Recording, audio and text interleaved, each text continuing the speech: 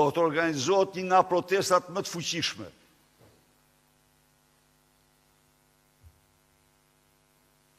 Sepse e meriton. Tani, keni pa ju.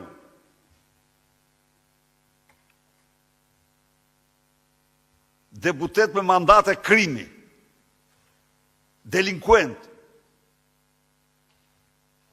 kalojnë si hiena nga një sallë në një tjetër duke thënë ja si e nxin ky Shqipërinë. Pse unë them të vërtetat dhe mbroj të vërtetat e shqiptarve, mbroj dignitetin e shqiptarve, që nuk kanë lidhje me këta hajdut, kurse ata mbrojnë krimet e tyre. Pra, ishte një javë mirë për shqiptarët, dhe ishte një javë siç e meritonte për narkokracinë dhe Edi Ramën.